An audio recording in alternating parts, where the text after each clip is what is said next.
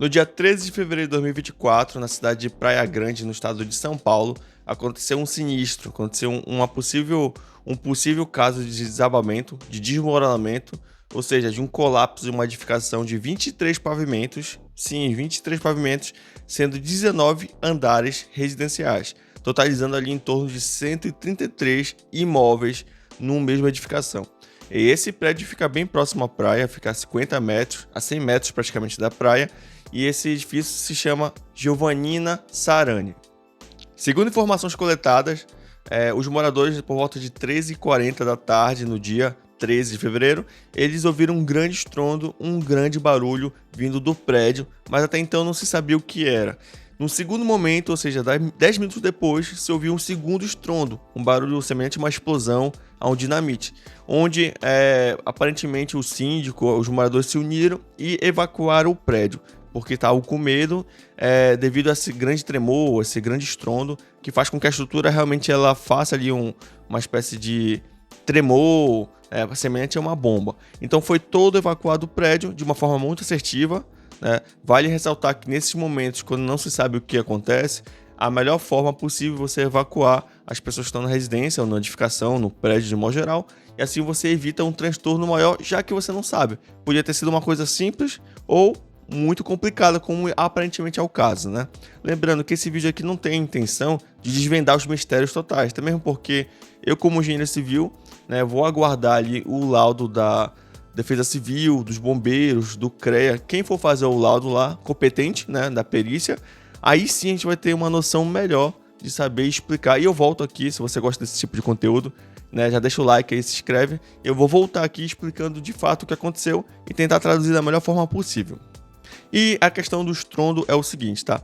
Quando o concreto armado, ou seja, quando a gente fala concreto armado, é o concreto mais uma armadura de aço. Ou seja, armado, concreto armado, ou seja, você arma uma estrutura e esse concreto armado ele resiste a uma carga muito alta, muito alta. Não vou me ater aqui a questões muito técnicas, vou tentar explicar de uma forma bem fácil para você compreender aqui o parâmetro, até mesmo para você, quando você estiver morando numa casa, uma residência, que você começar a enxergar esses problemas nesses pilares, nessas vigas, nessas lajes, você vai ter uma noção melhor do que está acontecendo, tá? Quando explode, quando faz esse barulho no concreto armado, indica que ele está chegando no estado limite último. Esse é o nome que a gente chama quando a estrutura está tendendo ao colapso, ou seja, está tendendo a cair, a demolir, a implodir, enfim. O concreto armado aguenta muita carga, então quando ele está comprimindo, ou seja, quando ele está apertando o concreto, geralmente acontece assim, ele tende a ficar tão compacto ali, dependendo de várias situações, pode ser o efeito do vento, pode ser o evento da sobrecarga, ou seja, uma carga maior do que a edificação merecia receber, digamos assim, e aí faz com que aquela compressão aperte tanto que no lateral dele tende a fazer isso aqui, nesse movimento. E quando ele vai para o lado, ele tende a dar esse rompimento, essa explosão. Se você pesquisar no YouTube agora ali, ensaio de concreto, você vai ver lá que tem um ensaio de compressão. Então eles geralmente apertam um pedacinho de concreto, que a gente chama de corpo de prova, e a gente aperta e aí você vai reparar que ele vai explodir meio que pro lado. E é a mesma coisa que aconteceu provavelmente nessa edificação em relação a esse barulho. E esse barulho é muito alto, De fato, ele parece uma explosão que você não sabe o que está acontecendo. Você só ouve aquele estrondo e geralmente deve dar uma tremida no prédio, faz com que as pessoas tenham aquela sensação de, opa, um terremoto. Mas não, é o concreto rompendo. E nesse caso foi relatado ali, inicialmente foram 5 pilares no subsolo, mas até o momento, as informações que eu tenho até agora, no dia 14, hoje é o dia 14 que estou gravando esse vídeo, é que foram 3 pilares no segundo nível do subsolo. E aí tem fotos aqui, vou postar para vocês, vai mostrar para vocês aqui as fotos de como está o estado atual e junto com alguns vídeos, algumas imagens e tudo mais.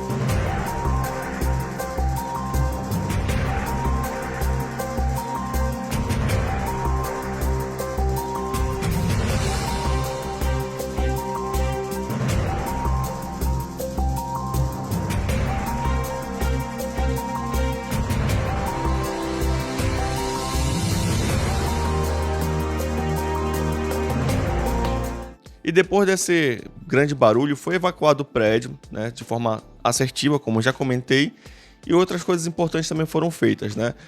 Geralmente, um prédio ele já tem uma carga ali, ou seja, tem as cargas dos apartamentos em si, dos móveis, né, dos revestimentos, são cargas fixas e móveis que a gente chama, mas também foi feita uma coisa muito importante, de fato faz toda a diferença. Esvaziaram a caixa d'água. Para você ter uma noção, essa caixa d'água tem 30 mil litros. O que significa, em termos mais simples de explicar, são 30 toneladas. E é muita carga. Então o que foi feito? Esvaziar a caixa d'água para dar um alívio ali, tanto para o solo, tanto para o resto da estrutura como um todo, para aliviar a carga que a estrutura do prédio estava recebendo, para que diminuísse essa possibilidade de colapso. E isso é muito assertivo. Outra coisa que foi feita também, aparentemente nas imagens a gente consegue observar, que foram feitas também escoras. Essas escoras metálicas foram distribuídas ali pelo subsolo e aparentemente também ao redor do prédio, algumas partes também foram relatadas que tinha esse tipo de escoramento.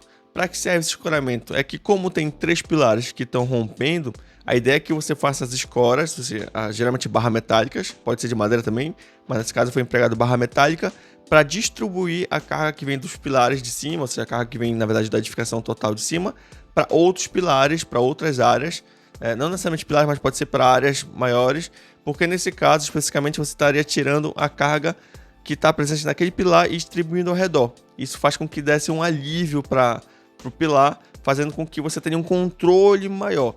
Lógico, tem que ser feito de uma forma certa, tem que ser feito de uma forma organizada e calculada, que muitas das vezes, numa edificação que está acontecendo um colapso, não dá um certo tempo, então se faz ali em base de algumas técnicas de engenharia, só que nesse caso, evidentemente, vai ter que se calcular depois ali, que agora que já está mais tranquilo ali a questão do colapso, ou seja, já está teoricamente sendo descartado o colapso nesse momento, apesar de achar que isso evidentemente tem outras interferências também, mas nesse momento aparentemente está controlado, de acordo com os bombeiros, e a Defesa Civil já indicou que o prédio está estabilizado.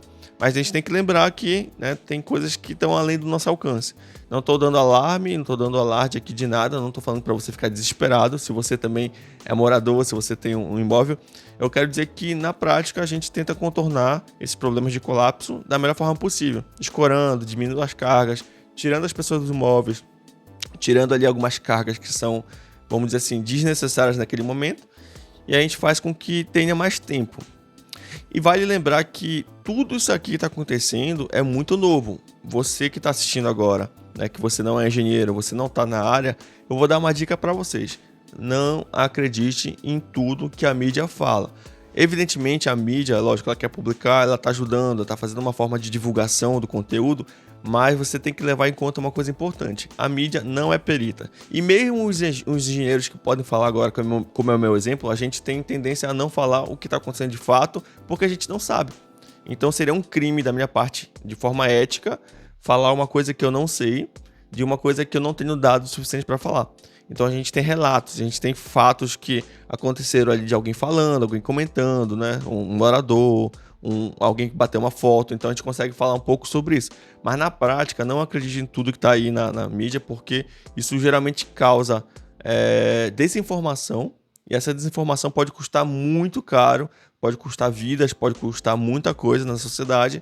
Eu sugiro que você espere ali um laudo, se você quer saber de verdade, para poder entender o processo todo dessa problemática, dessa edificação, que, ao meu ver, eu acho que do jeito que está sendo ali montado as imagens, do jeito que está sendo mencionado e as informações estão saindo em última hora, é que aparentemente ela vai ter conserto sim, ela vai ter conserto porque é aparentemente estabilizado, vai se ter ali tempo hábil de um engenheiro perito, um engenheiro que trabalha com estrutura, geralmente de reforço, há tempo de fazer um reforço ali e fazer toda uma inspeção global do prédio para saber se tem outros relatos, outros possíveis